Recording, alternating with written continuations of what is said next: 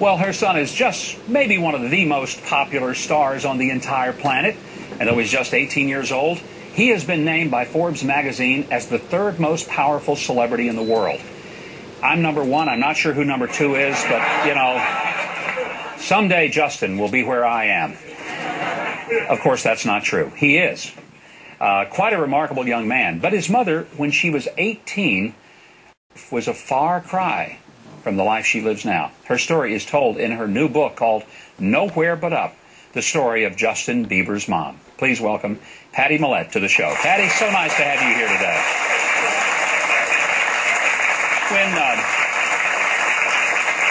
When I read your book, one of the things that really spoke to me was that when you were a teenager, you went through so many incredible struggles.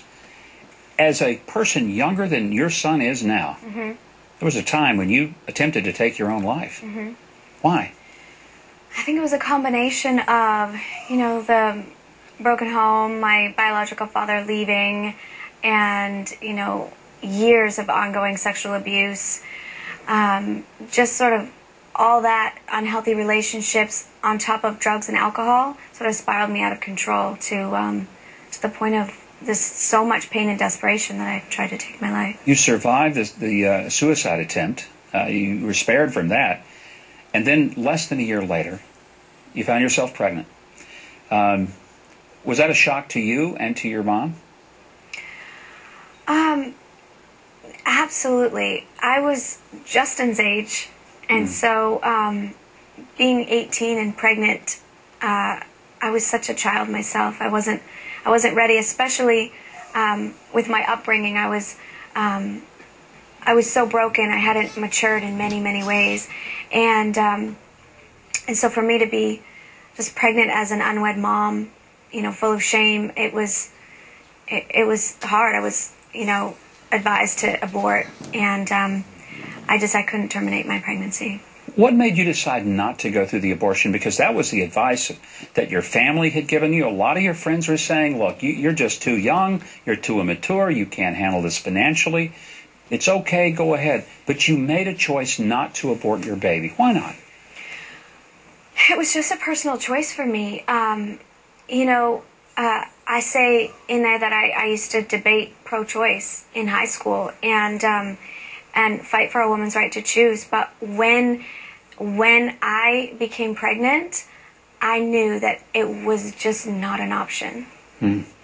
Did you continue to use drugs and alcohol during the pregnancy, or did that kind of wake you up and say, I can't keep doing that? No, at this point, once I became pregnant, I was, you know, it was a wake-up call for me to have to grow up pretty quickly. And so I did my best to get my act together and surrounded myself with really great people. I had an experience actually in the hospital when I tried to commit suicide, and I came to know, like, for me, God was real. And so I did my own thing for a while, and when I got pregnant, I went back and asked the church for help. And one of the things that I found interesting, you went to a Christian ministry, Bethesda, there in Canada, that helped you through that time of pregnancy where you were with other young unwed mothers. And that was a real time of kind of development and growth for you to discover who you are and how things were going to go from there. I lived in a pregnancy home my whole entire pregnancy. And you know, it was a Christian pregnancy home, so I was filled with, you know, education on how to, you know, raise him, and prayer, and just a lot of support. Well, when we come back, I want to talk about your faith journey, because I found it extraordinarily candid, very helpful and instructive, and I think our audience will as well. By the way, I got some good news.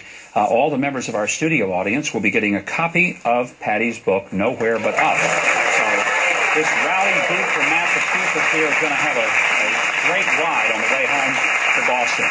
When we come back, I'll ask Pattie when she realized that her son Justin could just maybe be a big star. We'll be right back.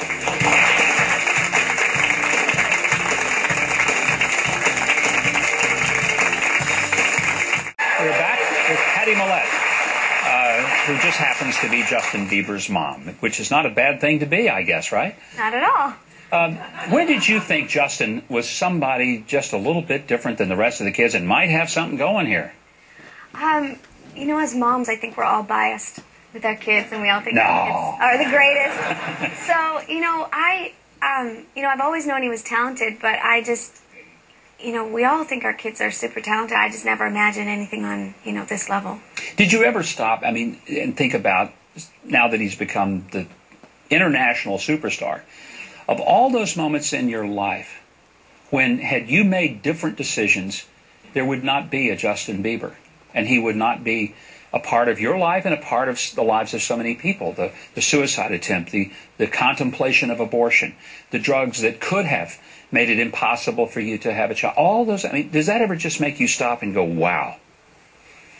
Absolutely. You know, for me, with my past and everything, I just didn't think that I even deserved to have you know, this beautiful baby. And it's just, for me, it's just been incredible. Mercy, grace, I don't know. You know, and you talk about mercy and grace, and a lot of that comes through in your book. That for you, when you became a Christian that really said, Lord, look, I can't handle all this stuff, things started changing for you. But it wasn't like it was the road to Damascus and everything just one day was terrible and the next day it was great. And I think that's one of the things that impressed me. Yours was a journey, a pilgrimage. It was a process. It was not just one moment where everything got great, was it? It was messy. Yeah. You know, I don't have a story that's all tied in a neat little bow. And it was a journey. I had a lot of struggles through my faith and a lot of doubts and questions. And I just it's raw and it's real. And, you know, I made a lot of mistakes, and I just had to keep going back and saying, okay, God, help me. What is your biggest worry for Justin? I mean, he's on such a spotlight. People chase him with cameras all the time. I can't imagine how that must make you as a mom feel. It's scary, you know. I worry about him a lot, but that's what moms do. I think we worry about our kids. But he's got great people around him. He's got great security, and he makes great decisions, a lot better than I did when I was his age and younger. So I have confidence in him. Do you look out there sometimes and just say, gosh, how could that be the same little boy that ran around in my house when I was trying to raise him in those early years? The movie Nowhere But Up is like a big home movie for me. And I get to see him, you know, with all his... He just was so cute, and I look back and I miss him. I think parents, when our kids grow up, we always look back at old pictures and old you know, videos and miss that. But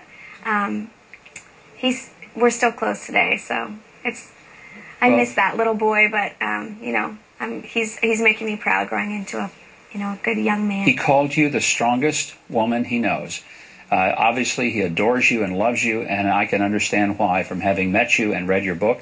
And by the way, I want to say that proceeds from the book, Nowhere But Up, also go to benefit single moms and people who are struggling with the very things that you did. Mm-hmm. And again, all of our studio audience. Thank you so much, Pattie. Delight to have you here. And I want to say thanks to you for being with us this evening. I hope you've enjoyed the show. Now, from New York, till next week, this is Mike Huckabee. Good night, and God bless.